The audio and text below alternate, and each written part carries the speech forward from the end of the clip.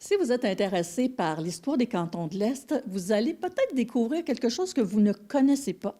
Alors, on reçoit aujourd'hui Michel Quirion, alias Mickey, qui est aussi, bon, cinéaste, documentariste. Bonjour, Mickey. Bonjour, bonjour. Alors, votre dernier film porte sur la République de l'Indian Stream. Je serais bien curieuse de savoir qui, justement, des gens à l'écoute, connaît la République de l'Indian Stream. Alors, vous avez fait des recherches. Qu'est-ce qui vous a incité d'abord à chercher puis à faire un film sur cette République-là? Bien, ça va dans le sens dans tous les cantons, où l'an passé, j'avais fait un documentaire sur Nicolas Astin.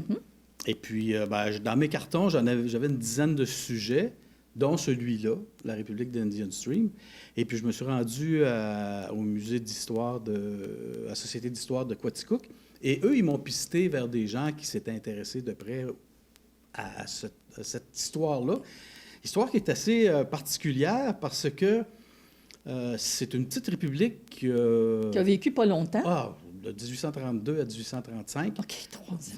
3 ans et demi, 4 ans. Là. Mais en fait, ça a été fini en 1842, mais disons, la vraie république comme telle, avec tout ce qu'il faut comme... ça n'a pas été très long. Puis le fait que c'est devenu une république, c'est surtout parce que ce territoire-là, qu'on connaît peu, ces gens-là se faisaient taxer des deux côtés parce qu'il y avait une dispute de frontières entre les États-Unis naissantes et le Bas-Canada de l'époque. Mais là, situez-nous donc, premièrement, à quel endroit c'était ça, ce territoire-là, qui n'était pas si grand que ça, finalement?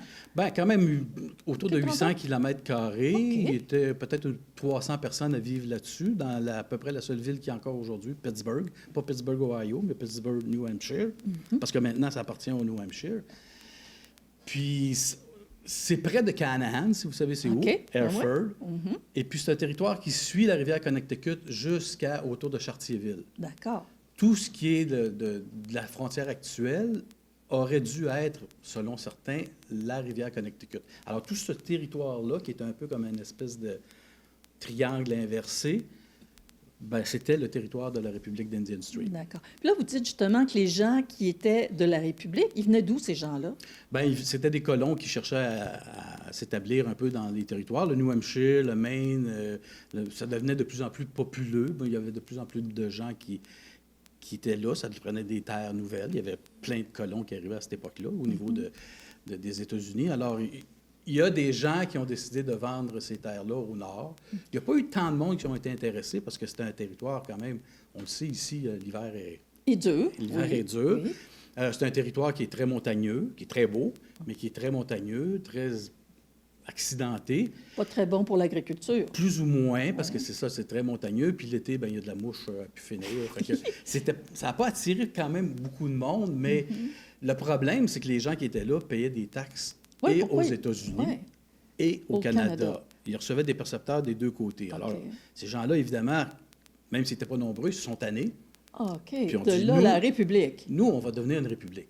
Alors, ils se sont écrits leur propre constitution, ils ont eu leur timbre, leur monnaie, et puis ils se sont autodéclarés République de l'Indian Stream. Et ça s'appelle l'Indian Stream parce que sur la rivière Connecticut, il y a 3 affluents. Il y a le ruisseau Hall, qui est aujourd'hui la frontière actuelle, le Connecticut et le Indian Stream, qui passe pas mal au milieu. Et puis, là où le Indian Stream, c'est un peu plus vallonneux, fait que c'est plus propice à l'agriculture et la colonisation à ce moment-là. Alors, c'était surtout là que les gens étaient concentrés? Oui, exactement. Puis ils sont encore aujourd'hui concentrés là, parce que autour, à part des beaux lacs, il n'y a pas grand-chose. C'est très tranquille. Puis il y a eu de la chicane, puis il y a eu... Parce que ces terres-là, elles appartenaient à qui au départ? Est-ce qu'elles appartenaient à quelqu'un, premièrement? Avant que le Canada puis les États-Unis se mettent à chicaner là-dessus. Évidemment, les gens qui étaient sur ce territoire-là, c'était les Abénaquis. Oui, évidemment, oui. Oui, mais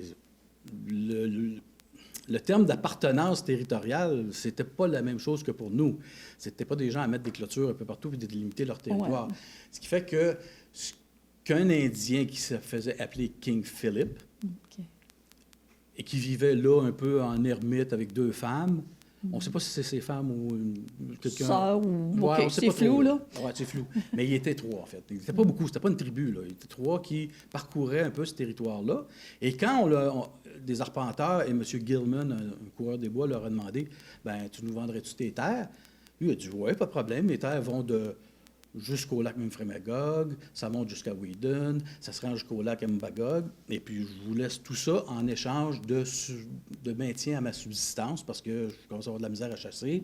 Puis si vous me donnez un petit lopin de terre, puis une petite vous voulez me construire une cabane, puis me donner de la bouffe un peu jusqu'à temps que j'aille de l'autre côté rejoindre les grands Sachem.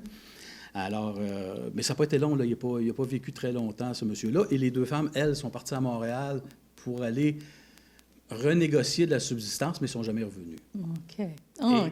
Ce qui est particulier, c'est que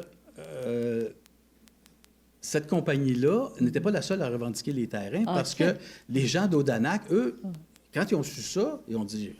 Mais non, c'est pas à lui les terres, là. C'est à nous. C'est à la tribu d'Odanak, les Abénaquis qui sont à Saint-François. Alors, c'est à nous les terres. Nous, on va vous les vendre.